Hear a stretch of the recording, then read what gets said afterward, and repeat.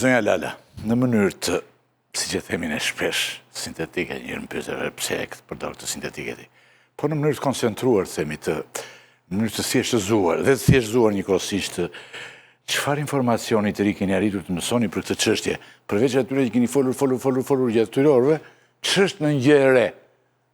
Dhe në thelb çfarë është ngjarja? Ngjarjen e thanë vetë ata të Spakut, por ata, si do të flasim pak më vonë, e relativizonin shumë këtë gjë tani, se dhe mund të mos ishte ajo përgjigjja që gjatë drejtarit që relativizime, hapi email-et, për çfarë hap aty? Ata nuk kanë kështu romane seksi. Email-et hapen që kanë dosjet kriminalet ta. Po, zonja Lara. Atëherë më 12 mars 2025, Prokuroria e Posaçme, rrjeti sistemet e brendshme të Prokurorisë Posaçme janë vënë në shënjestër të një hakerimi nga persona fillimisht të pa identifikuar dhe janë synuar të merren dosjet e prokurorëve të posaçëm përmes ndërhyrjes në kompjuterat e tyre. Nga hetimet e deritanishme rezulton që janë zbërthyer dhe hakerat kanë hyrë, pra personi i cili ka tentuar hakerimin ka hyrë në kompjuterat e 3 prokurorëve, konkretisht prokurores Enkeleda Millonaj, e cila ka një numër të lartë dosjesh të zyrtarëve të lartë dhe të njerëzve të politikës, është ndërhyrë në kompjuterin e prokurores Elida Kaçkini dhe në kompjuterin e prokurorit Behar Dibra. Mendoj që këto 3 kompjutere nuk kanë qenë të mbrojtur në atë, nëse mund ta them në atë lloj forme, sa të mos hakeroshin apo mos depërtoheshin nga hakerat. Është synuar po atë ditë edhe ndërhyrja apo hakerimi i emaileve të drejtuesit të prokurorisë së posaçme zotit Dumani, por nga akti i ekspertimit edhe nga të dhënat dhe nga hetimi ka rezultuar që emaili i zotit Dumani nuk është hakeruar.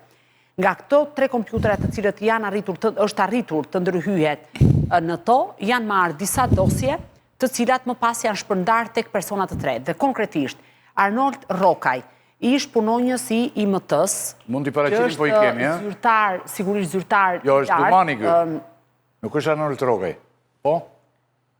Është personi i cili sipas hetimeve të deritanishme ka arritur të bëjë edhe hakerimin përmes disa pajisjeve. Kam përshtypjen se nuk qarkullon fotoja e zotit Rokaj, vetëm me zambak. Të gjenden këto foto. Dhe ishin në media. Hajde. Nëse ka problem, hajde. Punonjësi i IMT-s, ish punonjësi i IMT-ja aktualisht, ka ndërhyrë dhe ka marrë të dhënat përmes pajisjeve të cilat janë sekuestruar nga ana e prokurorisë së posaçme. Ndërkohë që është arrestuar edhe Zambak Gjoni, është arrestuar në Kamës në datën 12 pak orë pas sulmit, është arrestuar në banesën e tij dhe janë gjetur të gjitha shpërndarjet e materialeve që ai ka bërë, pra ky është zoti Gjoni, që ai ka bërë nga telefoni i tij në adresë të personave të tretë. Dhe konkretisht nga telefoni i Zambak Gjonit janë dërguar në të paktën 4 persona të tjerë, pra 4 herë ka bërë shpërndarje, të paktën deri tani, 2 shpërndarje të dosjeve që më pas do shpjegoj se kujt i përkasin, kanë shkuar në adresë të 2 gazetarëve. Ndërkohë që ky është ish drejtori i paraburgimit të Vlorës, ka qenë punonjës në KMT, është arrestuar në datën 12 dhe në datën 14 mars ka dalë për mas sigurie në gjykatën e posaçme. Drejtori i paraburgimit në çko ka qenë? Ish drejtori i paraburgimit në kohën kur drejtori i përgjithshëm 2019. Po, pak a shumë në atë kohë. Më pas u larguar në drejtim të IKMT-s dhe është larguar kur IKMT-n e drejtonte ministri aktual i brendshëm zoti Ervin Hoxha. Sepse më pas ai u bë ministri i brendshëm. Zambak Gjoni është arrestuar bashkë me Arnold Rokaj në ndryshime për ndërhyrjet pa autorizuar në sistemet kompjuterike dhe në ndryshimet për grup të strukturuar kriminal. Gjatë këtyre ditëve, prokurorët e posaçëm kanë arritur të pyesin edhe një sër personash të cilët kanë arritur t'i aksesojnë këto materiale. Bëhet fjalë për Dritan Palnikën, i cili është sekretari i përgjithshëm në Ministrinë e Bujqësisë, më herët ka qenë zyrtar i lartë në Ministrinë e Brendshme. Dhe po ashtu, këto materiale kanë shkuar edhe në adresë të ish drejtorit të përgjithshëm të burgjeve, zoti Tagim Ismaili, por këto 2 të fundit nuk janë të dyshuar të paktën deri në këto momente, përveç fakti që ato në celularët e tyre kanë marrë këto materiale. Ajo çfarë mbetet e paqartë ka të bëjë pikërisht me faktin që deri më tani SPAK nuk ka dhënë disa përgjigje, të cilat në këndvështrimin tim do duhet t'i japi. Pyetja thelbësore është si ka mundësi që sistemet e një prokurorie të posaçme antikorrupsion që jeton njerëz krimit organizuar dhe zyrtar të lartë dhe njerëz politikës është me një sistem i cili mund të hakerohet dhe mund të sulmohet, Pra si ka mundësi, ku ka qaluar, dhe këtu, pavarësisht se SPAK thot që nuk ka bashkëpunëtor të brendshëm. Zënja Lala, unë e kisha pyetje, këtë ajo që nuk thuhet në deklaratën e gjatë të SPAK-ut, është se si ka arritur një person ose disa persona të hynë në emailët e prokurorëve.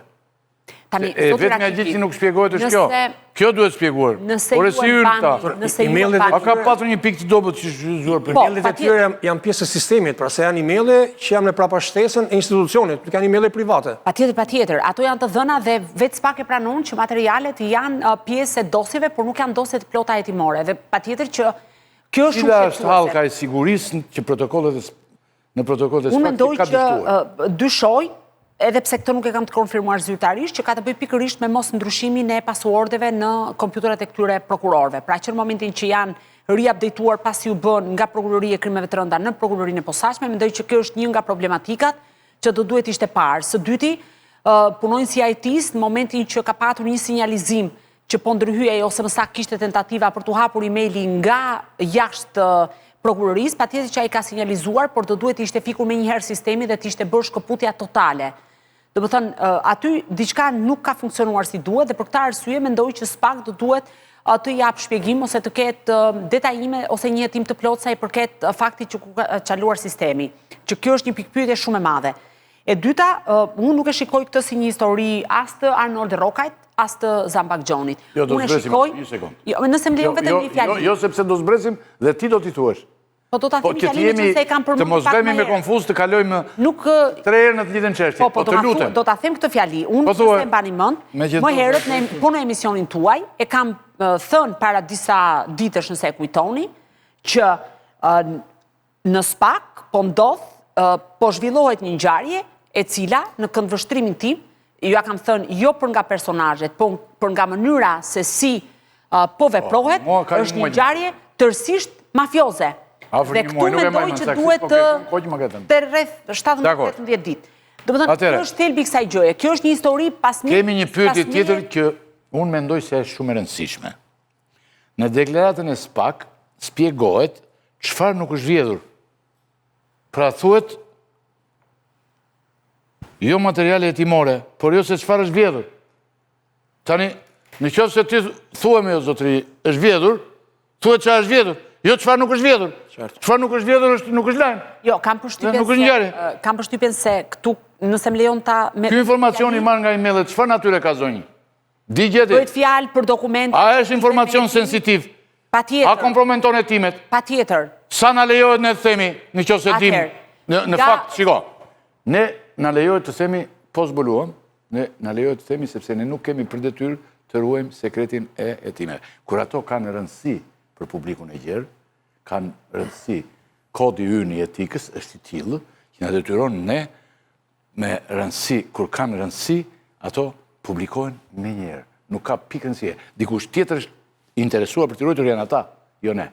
Po? Po, ideja është që materialet që janë shpërndar, lidhen me hetimin ndaj një ish ministri qeverisë, deputet aktual në Kuvendin e Shqipërisë, lidhen me një biznesmen të njohur në Shqipëri, dhe me një punonjëse po në kompaninë e këtij biznesmeni ku është bërë qyrja e celularit të saj. Biznesmeni vallë kush është? S'mund ta bëj publik për shkak se hetimi është duke vijuar. Tani, problemi është që në gjithë këtë çështje, ajo çfarë është, pavarësisht se materialet janë sensitive, bëhet fjalë jo për të gjithë dosjen hetimore, se një dosje mund të ketë 70 fashikuj. Pra, ideja është që janë marrë materiale hetimore, por jo e gjithë dosja. Këtë mendoj kanë patur qëllim për të thënë përmes deklaratës. Pra, brenda dosjes prej... Me themi do të emrin, biznesmeni ka qenë implikuar në këtë? Është duke u hetuar. Jo implikuar, është duke u hetuar nga ana e prokurorisë së posaçme. Biznesmeni në Shqipëri ka me qindra mira, ndoshta. Dhe ata tani nuk nisen që të vjedhin SPAK-un. Një njeri që vrapon për të vjedhur materialet e institucionit... Materialet që kanë dalë, Ylli, mos e ngatro, materialet që janë shpërndar dhe që janë marrë nga ana emaileve të prokurorëve, njëri nga këto materiale flet për hetimin që po zhvillohet nga një biznesmeni shumë të njohur në Shqipëri. Qartë. Më kupton? Pra, qartë, e kuptova. Nuk është... Nuk është se ka vjedhur biznesmeni... Pra, për ta sqaruar. Nëse... Po ndoshta edhe ka dora i këtu në këtë histori se po që se është dosjeti, ati duhet për të parë se s'ka interes njëri tjetër më shumë se ai.